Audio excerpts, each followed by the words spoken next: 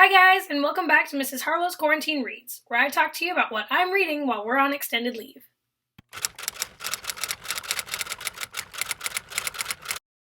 Alright, today's quarantine read is Silver in the Wood by Tesh. This is a fantasy novella. Here we go again. Buckle up.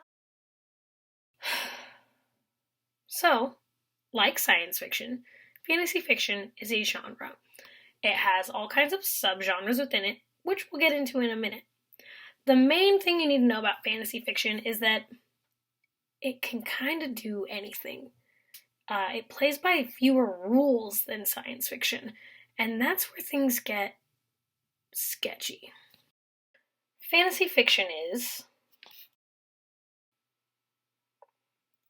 fiction that is set in an imaginary universe, often but not always without any locations, events, or people from the real world. Magic, the supernatural, and magical creatures are common in many of these imaginary worlds. This is what I meant when I said fantasy doesn't play by the same rules as science fiction. If there's magic, fantasy. If there's mythical, magical creatures, fantasy. If it's like a normal dude living his normal life, but then boom, he has powers, fantasy. So how do you keep track of all of it? How do you tell what is fantasy and what's science fiction and what's just regular fiction? Well, I'm glad you asked. Types of fantasy fiction include high or epic fantasy. These are broad, sweeping plotlines that take place in brand new, totally imagined worlds. Urban fantasy is our real world where magic exists and usually features some kind of detective. Magical realism is also our world, and magic exists as just a daily part of life. True magical realism is a Latinx tradition. Sword and sorcery is a lot like high fantasy, but it features a particular hero who almost always wields a sword. Dark fantasy is where fantasy and horror meet.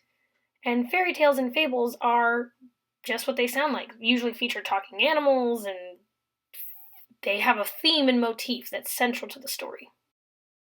These are just the bare bones, bare minimum descriptions of fantasy fiction. Right now I'm reading a story that takes place in the future, but has an Old West setting, but is in our world because we're in Arizona. That's fantasy for you. It can do anything. So yeah, that's kind of why I love it. Fantasy is my favorite genre because the possibilities are endless. One more quick thing, because we don't have time to get into it today, but I do need to mention it. Novella. What does that mean? A novella is a story that takes place in that no man's land between a short story and a full-blown novel. So, the good news is novellas are short, and you can read them real quick. Alright, back to the regular program. This is a fantasy novella. It's about a man named Tobias. Well, man's a strong word. He's actually an immortal being whose soul is attached to the forest that he is the guardian for. He's a total hermit, total grump, doesn't want to talk to anybody, just wants to be left alone. And then one night, in the middle of a rainstorm, there's a knock on his door. He opens it to find this totally charming young man who happens to have just bought the mansion up the hill and now owns the entire forest. His name is Henry Silver, and he's there to interview Tobias, because Henry is a folklorist, and he needs to know everything there is to know about that forest.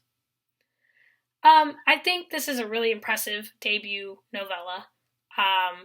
Emily did a fantastic job of endearing me to her characters right away. When you only have 105 pages, you don't have a lot of time to waste on developing characters and taking things slow. You need to use every line to make sure your reader understands who these people are and why you should root for them.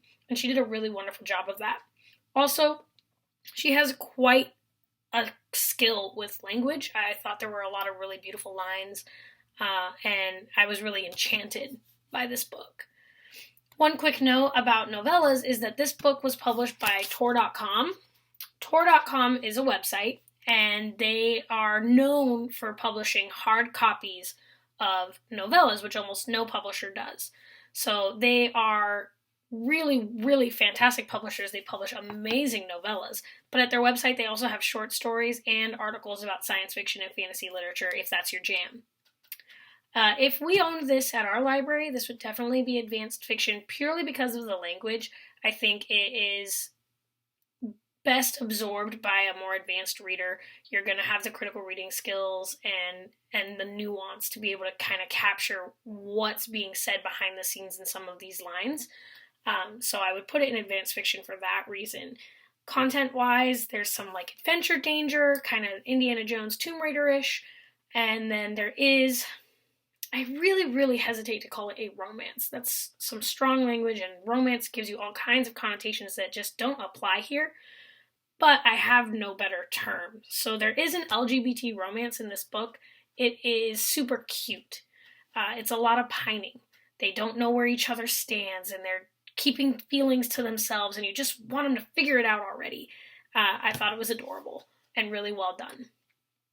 Good news is there's going to be a sequel to this book coming out this summer, so we have that to look forward to. And yeah, I think this was a really outstanding debut, and I can't wait to read more from Emily Tesh. That's all I got for you guys today. I'll see you next time with another quarantine read.